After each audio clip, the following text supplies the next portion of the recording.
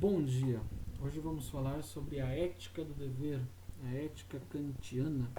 Primeiro, quem foi Immanuel Kant? Immanuel Kant nasceu na Alemanha, na Prússia, em 22 de abril de 1724, considerado um dos maiores filósofos da filosofia moderna, da era moderna.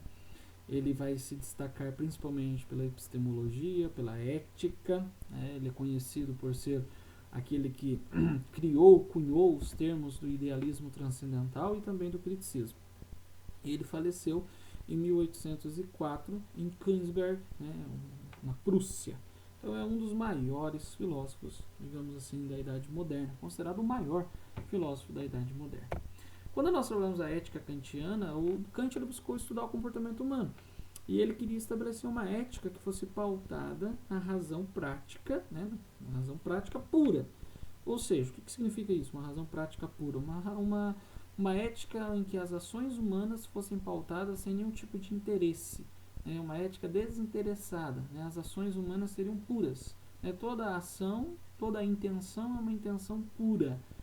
Essa foi o intuito que Kant teve ao desenvolver a sua ética.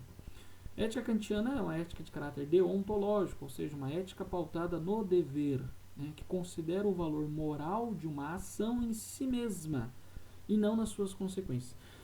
Kant, quando ele vai analisar a ação de alguém, o que alguém fez, se aquilo foi correto ou não, ele não analisa o resultado da ação, ele analisa a intenção. Qual foi a intenção que aquele sujeito teve ao agir, independentemente do resultado. Se a intenção foi pura, ou seja, sem nenhum tipo de interesse, esta ação foi boa. Se foi uma ação pautada por interesses, sejam eles quais forem, aí não foi uma ação boa. Ainda que o resultado tenha sido bom. Mas o que importa para Kant é a intenção.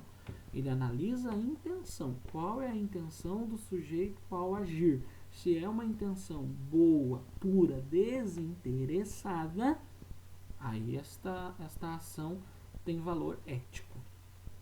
E aí alguns princípios da ação da ética kantiana.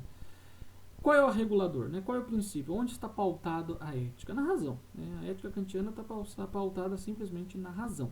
A razão é que regula a ética, as ações morais. Outro princípio, a boa vontade. A boa vontade tem muito a ver com a educação. Nós temos que educar a nossa boa vontade. Nós temos que educar a nossa vontade para que ela seja uma boa vontade. O que é uma boa vontade? É uma vontade educada, na qual as decisões são voltadas a seguir os princípios racionais que levam à dignidade humana. É uma razão educada para fazer o que é correto, o que deve ser feito incondicionalmente, ou seja, fazer o que é certo por ser certo. Independente se eu vou ter algum tipo de vantagem ou se eu vou ter algum tipo de desvantagem, não importa. É fazer o que é certo por ser certo. Nossa, mas e se fazer o que é certo vai me levar a ter alguma desvantagem? Para Kant não importa. Uma boa vontade é uma vontade educada a seguir a razão e a fazer o que é certo por ser certo sempre, agir sempre corretamente. Para isso nós temos que ser educados. Para isso a educação tem um papel fundamental.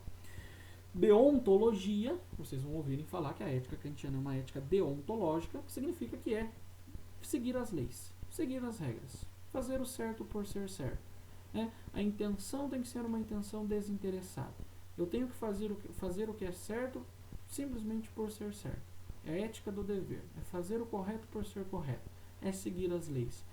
A minha intenção ela não pode ter nenhum tipo de interesse. Eu vou fazer o que é certo para tirar vantagem. Não. Eu vou fazer o que é certo para ser reconhecido. Não. Fazer o que é certo por ser certo. Porque para Kant o que importa é a intenção da nossa ação, não o resultado da nossa ação. E aí nós temos as máximas e os imperativos. As máximas são regras individuais, que valem somente para quem as propõe. Então é uma regra de vida, é uma regra sua, você propôs isso. Eu quero acordar todos os dias às 6 da manhã. Ok, isso é uma regra sua que vale somente para você. As outras pessoas não precisam acordar às 6 da manhã. Então são máximas, são regras que valem única e exclusivamente para individual. São regras individuais que valem para quem propôs. E aí nós temos depois os imperativos. Os imperativos são regras. O imperativo hipotético é uma regra sobre uma hipótese. é uma regra que vale para indivíduos que possuem os mesmos objetivos, sempre a partir de uma hipótese, a partir de uma meta. Então, exemplo, se queres ser aprovado no concurso, então estude. Ora, isso vale somente para aqueles que querem ser aprovados no concurso. Então, o imperativo hipotético sempre vai ter se, então. Se queres alguma coisa, então faça isso, faça aquilo.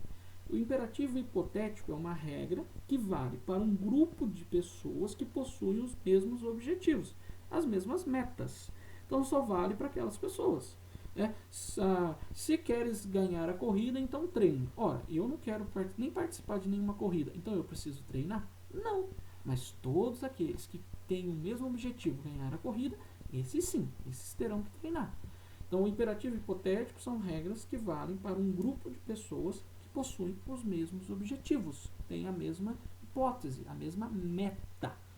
E por último, nós temos, que é o ápice da ética kantiana, que é o imperativo categórico.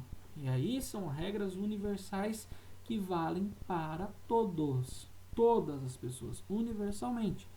Age de tal modo que a máxima de sua ação se torne uma máxima universal.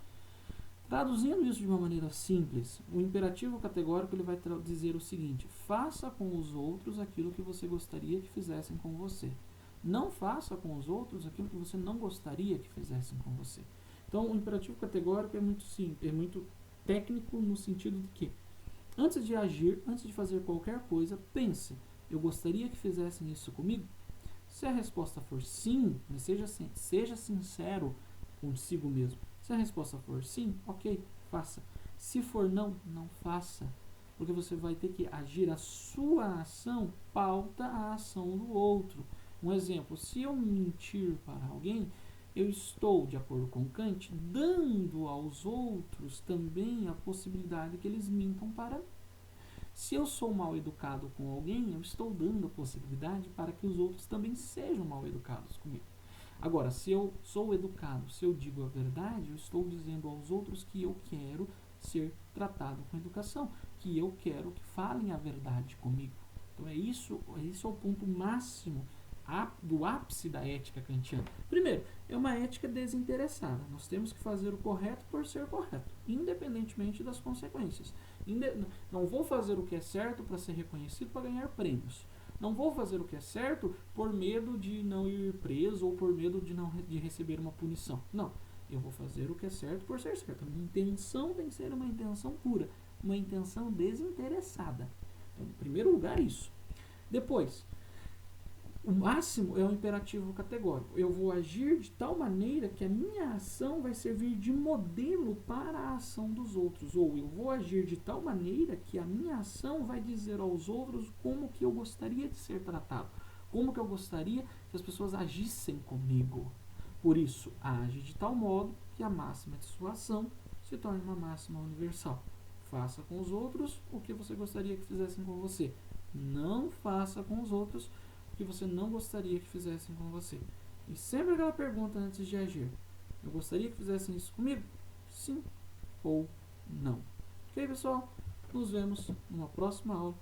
Um abraço a todos. Fiquem bem e usem a máxima do imperativo categórico. Ajam de tal modo que a máxima das suas ações se tornem máximas universais, válidas para todos.